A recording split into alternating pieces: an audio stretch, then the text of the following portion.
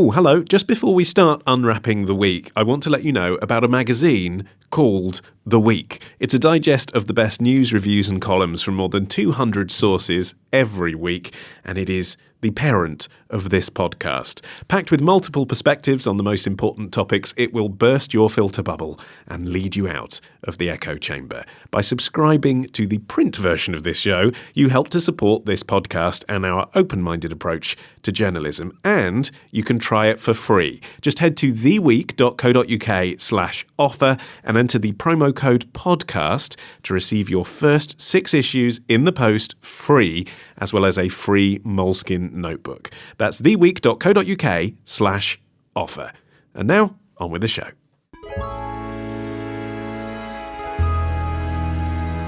It's the week ending Saturday, the 29th of June, and this is The Week Unwrapped. In the past 7 days, we've seen Boris Johnson ignoring questions about a row recorded at his partner's flat, a haunting photo of a dead father and daughter raising further questions about the US border, and Toy Story 4 achieving the biggest opening weekend for an animated movie at the worldwide box office ever.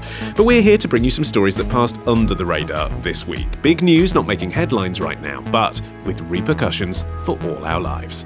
I'm Olly Mann. Let's unwrap the week. And joining me today from the week's digital team are Arion McNicoll and Hollie Clemence.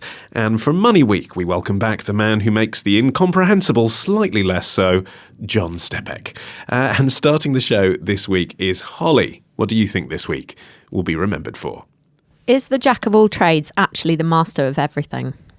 Mark Zuckerberg famously at 22 said young people are just smarter, right? But brand new research shows that founders of blockbuster startups on the day of founding have an average age of 46. They usually have to zigzag first. So we should drop our obsession with precocity and get to zigzagging. Yeah, you said it's not really a sign of weakness or scattered brain. It just means that that when you start to focus, it really does make a difference. I love the point you made about cardiologists. You said the best time to get a heart procedure is when all the cardiologists are at a national conference, which surprised me. Why? Yeah, not all of them, but the most specialized cardiologists. So if you're checked into a hospital when there's a national cardiology conference and the specialist cardiologists are away, it turns out that they're so attached to certain types of specialized procedures that they use them over and over even when they're not indicated. And so the rates of complications and death actually go up. So this incredible study showed that you're actually safer going when they're away. So it's a problem to have people be that specialized where when all they have is a certain procedure, every problem looks like that kind of nail. That was author David Epstein talking with extraordinary speed on CBS about his new book, Range.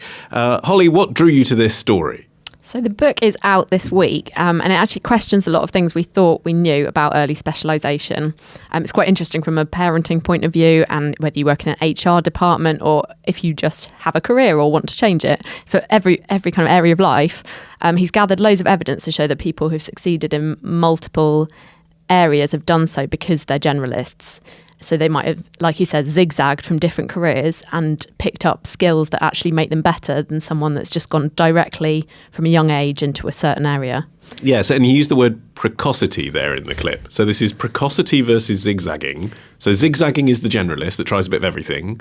I think you could say hyper. I think he was talking specifically about tech startups there, but he's talking about hyper specialists. So a good example is Tiger Woods and Roger Federer. Tiger Woods kind of realised his parents realised he was good at golf at a young age, and he practiced and became an amazing golfer. Roger Federer's parents were really relaxed and let him play loads of different sports. He did skateboarding, wrestling, lots of different things, and then became an amazing tennis player. What Epstein's saying is lots of people are more like Federer who are successful than they are like Woods. And you get the tiger mum theory that you've got to make sure your child's learning violin by age 3 and that's the way that they're going to succeed. But actually he's saying people that have tried out loads of different instruments have got better skills when they're older. I mean, that is a message, Arion, isn't it, that lots of lazy people want to hear? Totally. Totally. Don't worry about hothousing your child in chess from the age of 4, because he'll be fine. I absolutely agree, and I think that one of the reasons this book is likely to be a success is because it's intuitively appealing to those of us who think of ourselves as not being particularly good at any one thing, that maybe we're a little bit good at a bunch of things. And so this is kind of reinforcing something that we probably want to hear, which is kind of counter to that notion that 10,000 hours of practice of anything is going to make you at least potentially a very, very good at something that you want to be very, very good at. But I think that what Epstein is tapping into is that actually it doesn't have to be that. In lots of different fields, actually trying to be too specialist is the wrong thing to do. And I think, it works. And Arion mentioned the 10,000 hours theory there, John. Is this something that you've subscribed to? This is the concept that if you spend 10,000 hours doing anything, you'll become an expert. Honestly, I've always thought that that's nonsense. I mean, my own view is that, like the kind of thing I tell my own kids is that try a lot of things. If you're going to do a job, for example, and I think most of this comes down to what you're going to do as a career.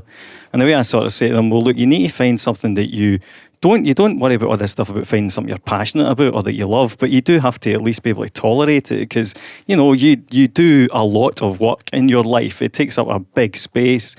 And more to the point, it's like, don't think so much about the money as what you enjoy doing, because if you enjoy doing it, if you're engaging with it, then you will get closer to the top of that profession because you'll be driven to do it. Whereas, there's plenty of investment bankers, they go there, they work at, wherever for 4 years, but by the end of it, they're a burnt out, kind of gin-sodden mess, with spending habits that eclipse These are your subscribers you're talking about. Except for those guys. Yeah. But, so I think there's this thing where, people are always trying to find a sort of magic angle, though. So in a way, this is the pendulum swinging back from, Malcolm Gladwell, because you do hear people talking about putting in their 10,000 hours. And I think, what are you talking about? Well, it's okay. So now you've mentioned Malcolm Gladwell. He's one of the proponents of the 10,000 hour theory. And this book, Holly, I mean, it's kind of what would you call it? A non-fiction, vaguely sort of philosophical title, but it's also clearly sort of slightly going for the self-help genre as well, isn't it? But the sort of intellectual self-help reader might reach for Malcolm Gladwell in the same way. It's like, here's a solution to improve your life, to improve your children's lives. And actually, it seems to me you can argue both cases in both theories, can't you? Like, if you're the child of a tiger, let them be a tiger. Yeah, I think it does work both ways there. And he does admit, Malcolm Gladwell's on the front cover kind of saying he has turned my mind a little bit.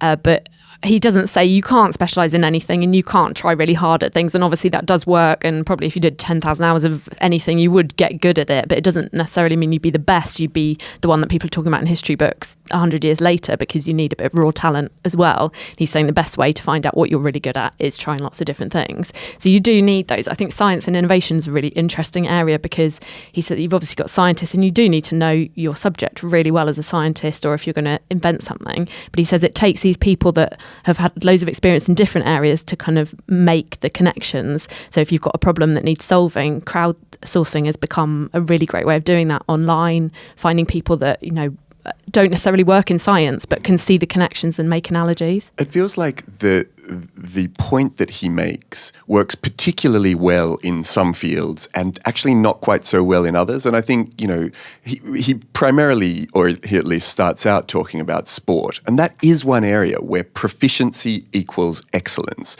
But actually then when he starts to talk about things like music or art, actually some of the, particularly like pop artists or pop stars, they're not actually excellent with their instrument or they're not actually excellent painters or, you think of like Andy Warhol or Jeff Koons or these guys weren't actually excellent practitioners of art. They just had good ideas that appealed to a lot of people. Same with like pop stars. They can kind of play three chords and that but they write music that gets into people's heads and it works. So the idea that proficiency, high levels of proficiency are required to be successful, just that bit for me, that didn't quite hold in his book. And people kind of turned off a lot of experience in politics, aren't they? They actually don't like people who have spent their entire life being politicians and chasing the opportunity to become Prime Minister, to pick a topical example.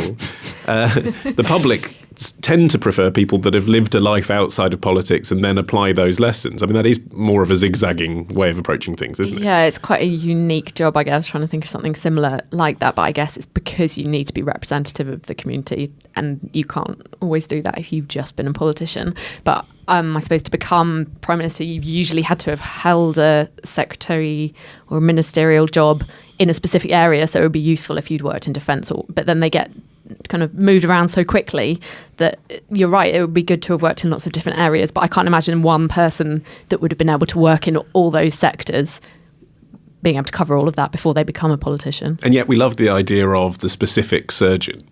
Like, no one wants the kind of jack-of-all-trades doctor operating on them. Well, yeah, they want the nose specialist to do their nose. If you listen to that clip, he literally goes in to say how you'd be better off not having a very specialised cardiologist, because if you haven't got one of the problems that's on their regular list that they normally deal with, someone else, another doctor might spot that, but a cardiologist is more likely to go for the kind of regular things that they deal with, so they wouldn't necessarily spot something that's a bit different. One thing that did strike me with that specific example, though, is that he's presumably talking about the US healthcare system. And they obviously have an incentive to proceduralise anyway, because they get paid for doing it. So I did wonder how much that was down to that. And of course, you choose your surgeon with private healthcare, don't you? You say, I want this guy because he operated on this person. Yeah, and so I think there's an element of that. But I think that the other, I think going back to your point about the variety, an element of the book is also this thing about escaping from silos. Because there have been books talking about how everything's over-specialised, and he does talk about actually the Lehman Brothers and the 2008 financial crisis in the opening of the book. Always with the financial crisis. It's terrible. And one of the big issues there was that each part of the bank was so shelled off from the other that nobody really was paying attention to what the other ones were doing. So it is almost that thing of like people who we need people who have an overview and who are generalists and also know what's going on in other fields, because we've almost become too kind of into a trough. I mean, my one other concern with his theory that you need to expose yourself as broadly as possible if you are then going to find the area in which you want to specialise is that it presupposes that people have the opportunity to expose themselves widely. Roger Federer was able to play a whole lot of different sports, presumably because his parents were able to send him to a school where there were lots of different sports available.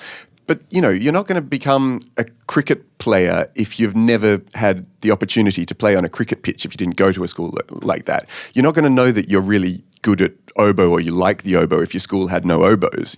So I sort of feel like he presupposes that everyone has all opportunities and therefore they can kind of expose themselves to everything before they head into a specialisation. And role models as well. I mean, that's something that we talk about a lot when it comes to diversity and increasing representation from ethnic groups, isn't it?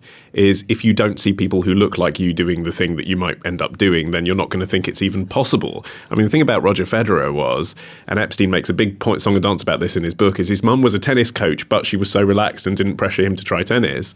But as Arion suggests, she's a tennis coach. So he was well aware that was a possibility, that you can make money out of playing tennis. And if you're not from that environment, maybe that wouldn't even occur to you. Yeah, this is true. There's obviously a lot of different factors that come into it, and careers. I think not everyone can just afford to quit their job and try an entirely new career, especially if it takes education and other things, money to go into it. So yeah, there obviously are many factors as well.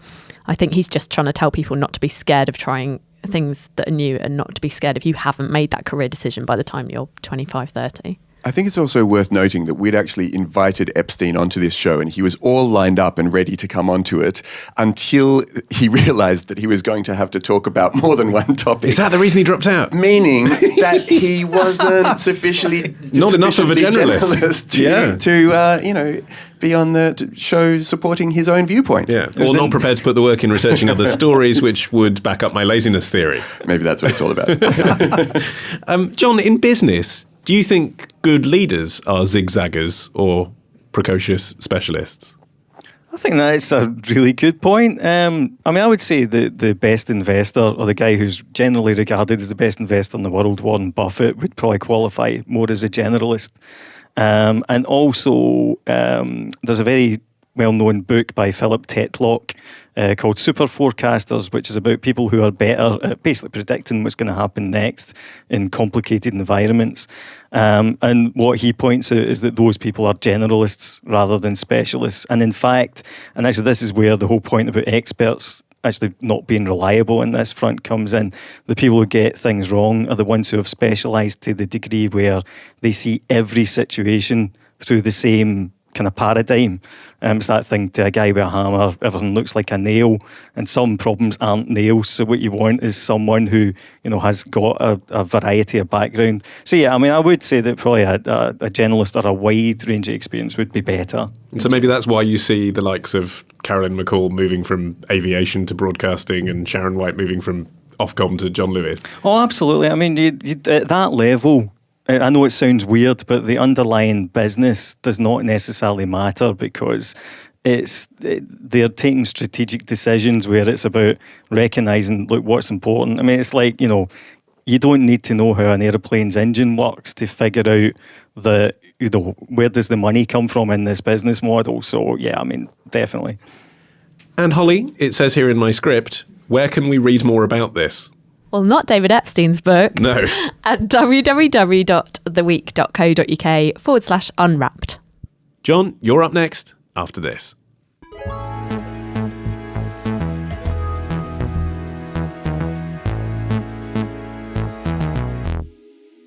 Okay, John, your turn. What do you think this week will be remembered for?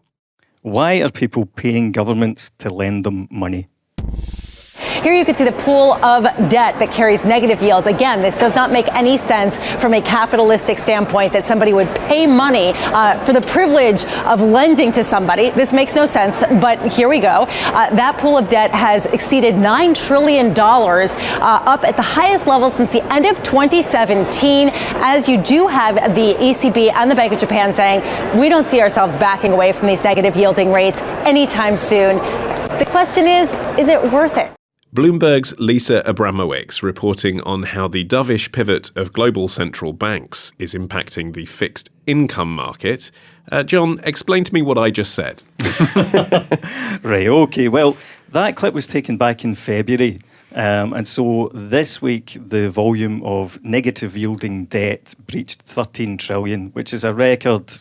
It's never happened before. Okay, so and what is negative yielding debt? Okay. Hold my hand here, as if a toddler. I am going to talk you through it as if you were taking out a mortgage. Okay, so let's say you've got a mortgage.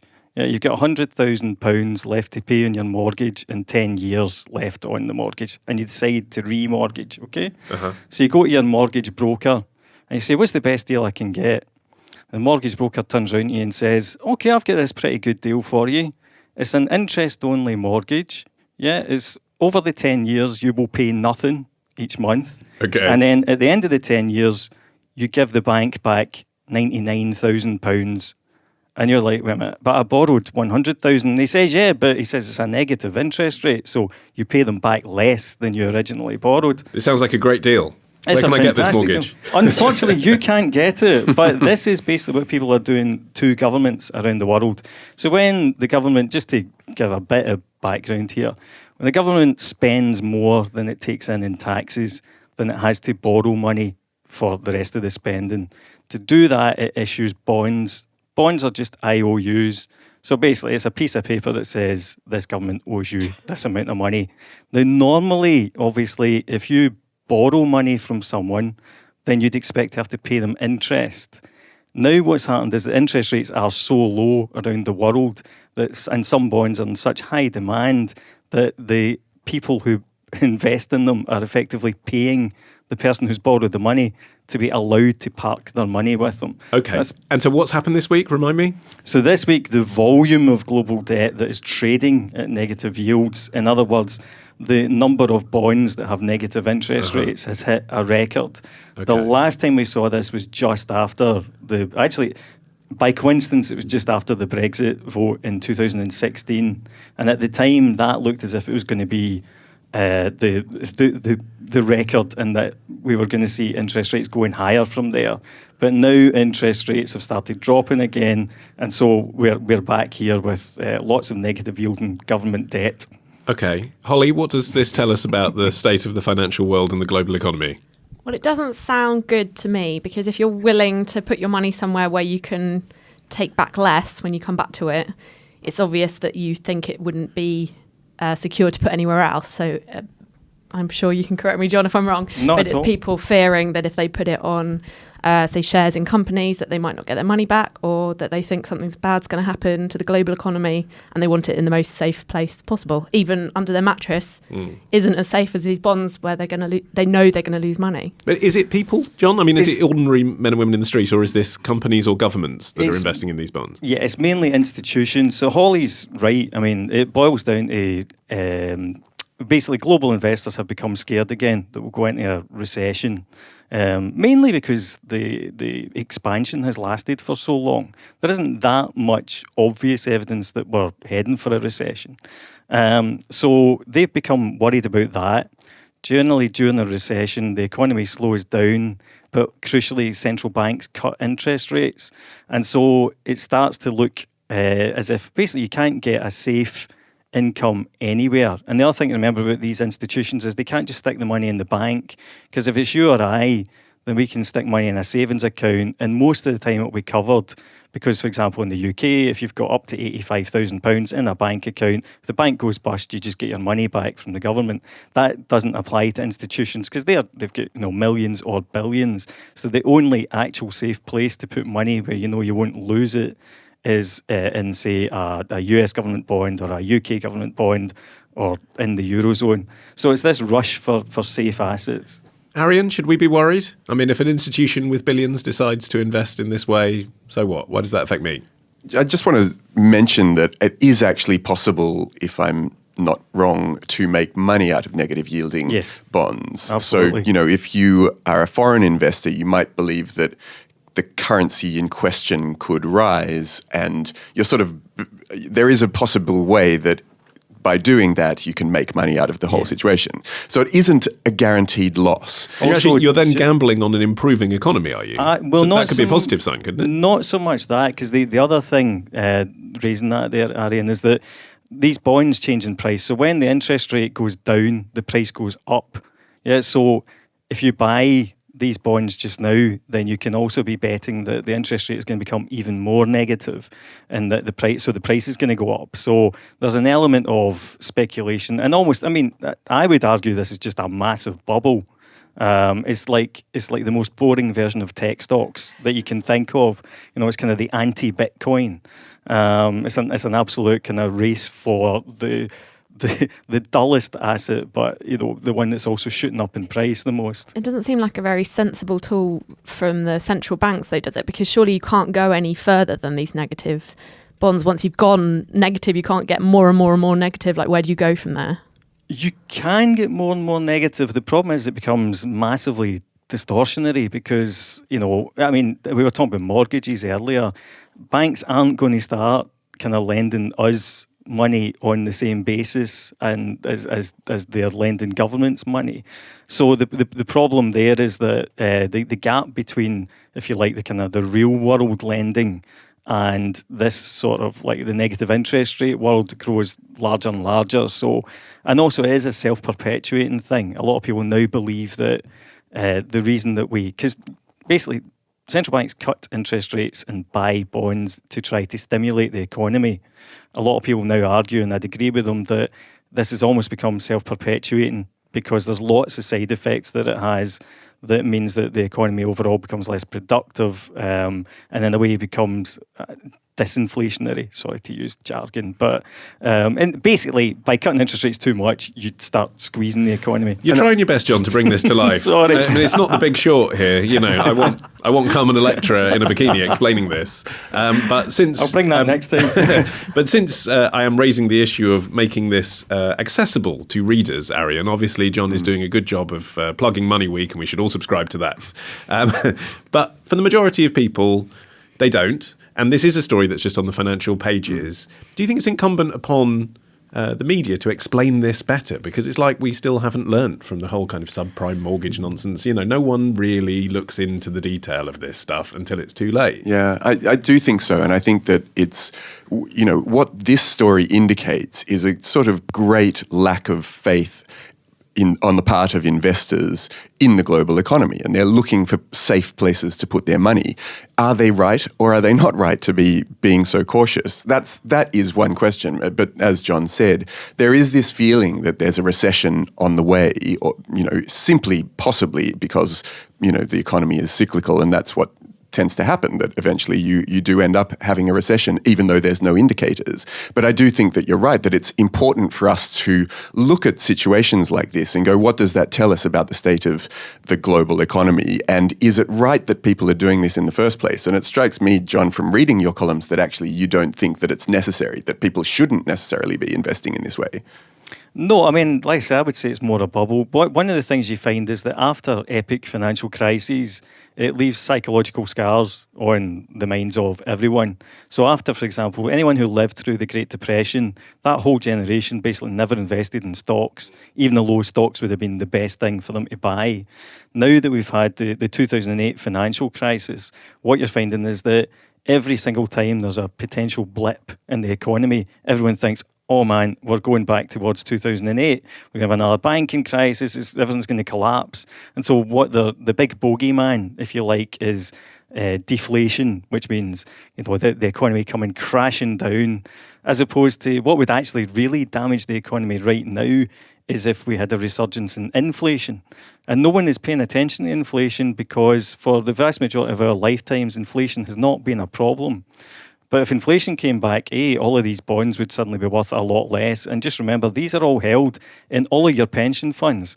Okay, I mean, I think you're right. The media does need to explain this stuff better because, people always sort of imagine that this is very abstract. It's not abstract. If you've got a kind of auto-enrollment pension, then this stuff is kind of like in the belly of it. So, it's not just kind of random numbers, and I get that it sounds complicated, and that's because it is kind of complicated. But I think, we just have to, it would be good to pay more attention to it. But that complexity of the international market, Holly, is the creation of the international market, isn't it? And banks and lenders and these corporate businesses that, I guess, created roles for themselves. 100 years ago, this sort of thing didn't exist. A bank held your money and you got interest on it. And that was it. You couldn't bet on things failing or invest in companies that you'd never been to before. No, the government. I put this question to Holly, John. I think maybe financial history is another thing people need to learn up on. I think there's probably this fear that people don't actually have any say over it anyway. And even if you read a story and completely understood, hopefully you listened to this and completely understood, you still can't do anything about it. That's a more elegant way of saying what I was saying. People feel hopeless against a system which they didn't create. Similar with housing, and your house might be going up or down, but you don't have much say over that. And maybe, yes, we should all manage our expectations and not expect our houses to go up and up forever. And there will come a point when that can't happen, and the same with other kind of financial areas. But maybe we should be managing our expectations rather than trying to change it, because we personally can't. But obviously it's something that governments and investors have to take really seriously. OK, well, listeners, manage your expectations. One last story to come after this.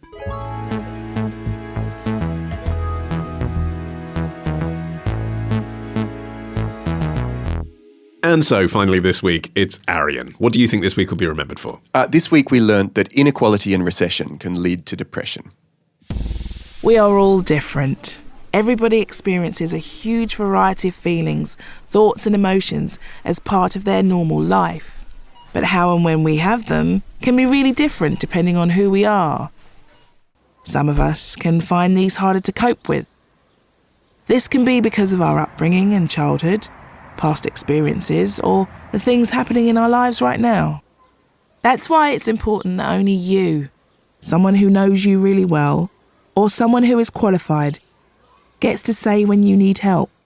A snippet from a video, What Are Mental Health Problems, from the mental health charity Mind. Arion, what is the mental health news this week? So earlier this week, the UN's top health envoy said that austerity, inequality and job insecurity are bad for mental health. And contrary to the prevailing idea that all mental health issues should be treated immediately with drugs and medication, he was trying to say what we really need to do is get governments to take a step back and realise that it's discrimination and equality that is the underlying cause of mental illness in the first place. So they should be factoring that into their budgets? They should be saying, well, we're going to cut these areas, but that will mean we're going to have to spend more on mental health. I think that the idea is that they need to be supporting people in different ways so that they don't slip into mental health problems in the first place. And one of those ways is by making sure that fewer people end up in poverty.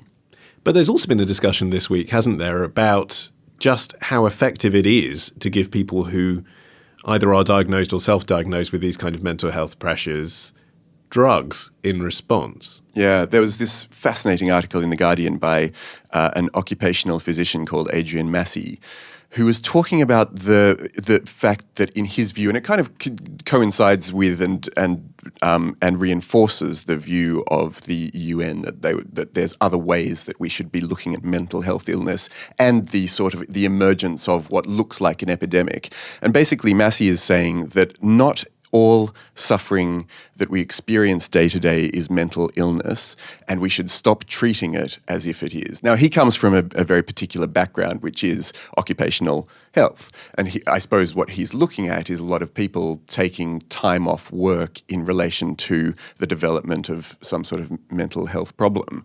And I think his view is that we need to stop over-prescribing drugs in the first place, but also maybe address the fact that, in his words, some people aren't mentally unwell, they're just the worried well. And we need to start treating them as if they have worries that are ordinary, they're not extraordinary.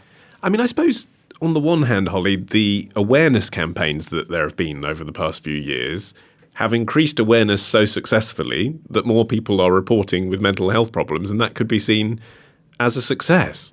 Yeah, I think you have to be really careful. It's funny that there used to be a stigma, and I think there still is a stigma about coming out and saying that you've got a mental health problem, but there does seem to be a bit of a stigma about what Massey is saying, coming out and saying maybe we're over-diagnosing people. Yeah. It's quite brave to suggest it. I think there's pros and cons of this awareness and the epidemic that has happened at the same time. I think it's obviously reduced the stigma of coming out, and there's better investment and there's reduced suicides, which is all really great. And hopefully people are happier if they've been diagnosed and they've found help.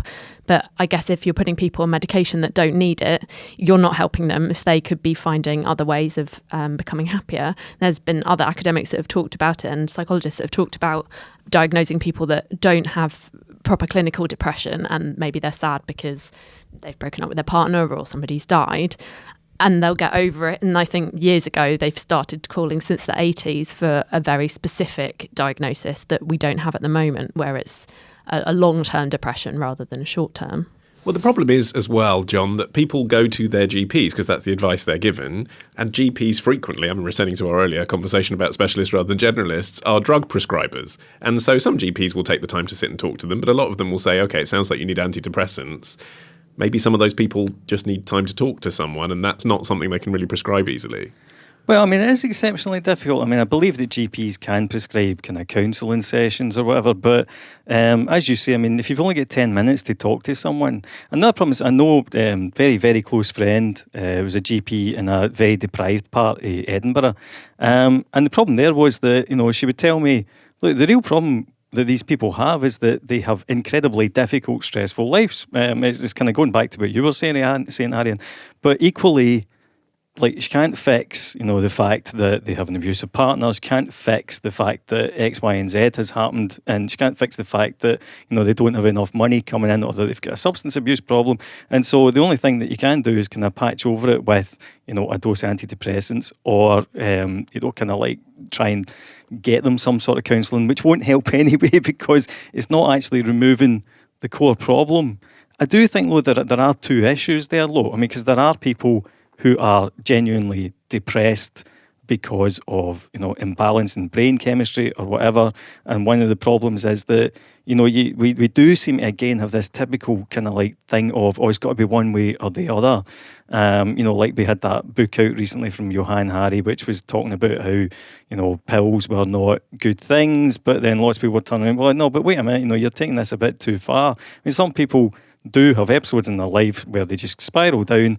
The only reason for it is that they are depressed. They have something that we would recognise as an actual disease, and they need kind of like tablets and to a chemical depression rather than a So I just think we have to be careful about, you know, confusing these two issues. I think that's right, and I think it's important to keep those two things siloed. One is the question of identifying mental illness in the first place, and the second is deciding how to treat it. And I think that there are increasing questions being asked about the efficacy of just putting all people who have been diagnosed with psychosis or depression or anxiety on medication as if that's the only way to solve those problems. And I think that that's something that probably needs to be tackled, but yes, entirely independently from the question of whether we're over-diagnosing in the first place. But I think that's an interesting challenge. I suppose the good thing is it's part of the mainstream political conversation now as well.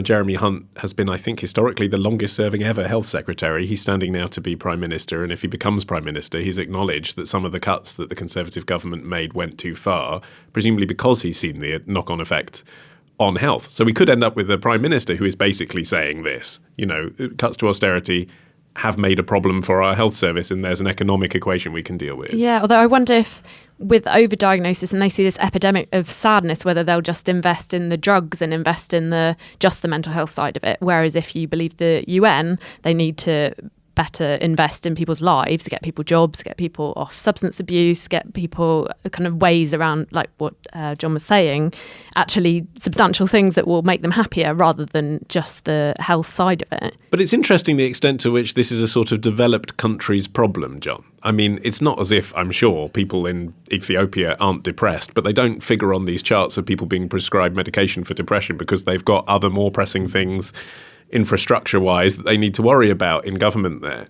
Oh yeah, I mean, yes, it's a developed world problem. I'm sure there's plenty of people who are depressed, who are, in kind of impoverished countries. But as you say, it's like if you're worrying more about getting, water from the well or whatever, then there's not a heck of a lot that you can do about that. But because there's a lot of navel gazing, isn't there? Why is Iceland? Why is the US? Why is Australia having this epidemic of mental health? And it could just be, because their economy is sort of relatively stable and they can worry about that now. I mean, I think that we do have an expectation of being, I guess, happy as our normal, or at least kind of relatively content. And so I do think that it's absolutely fair. I mean, believe me, I'm much more over to we over-medicalise things. I mean, I think it's appalling that so many kids are on, anti-ADHD drugs. Whenever you kind of, most of the time you look at a lot of them and you're like, it's that not just, parenting, resilience, that kind of thing. Opening a big can of worms in the last minute of the show, John. Yeah, I know. Interesting technique. Not all of them. I'm just saying over-medicalised. Get in touch with John. I'm sure you can find him on Twitter. Any final thoughts on this then? I think there's a feeling that if you're not medically diagnosed with something, then it's not real. And maybe that is a first world problem. If you say your child's naughty, you probably feel better about saying your child's got a medical problem. Or if you're feeling really sad, no one maybe takes it seriously until you say, I've been diagnosed by a professional and I'm depressed. So maybe we just need to be more sympathetic to the worried well and to people that are sad because of a specific reason, not just because they're depressed. Well, of course, there is one true key to happiness, and that is subscribing to The Week Unwrapped on your podcast app of choice. It is always free and typically fascinating. But that is it from this edition. My thanks to Arion McNicoll, Hollie Clemence and John Stepek from Money Week. I've been Olly Mann. Our music is by Tom Morby, the producer Emma Corsham at Rethink Audio. Until we meet again to unwrap next week, bye-bye.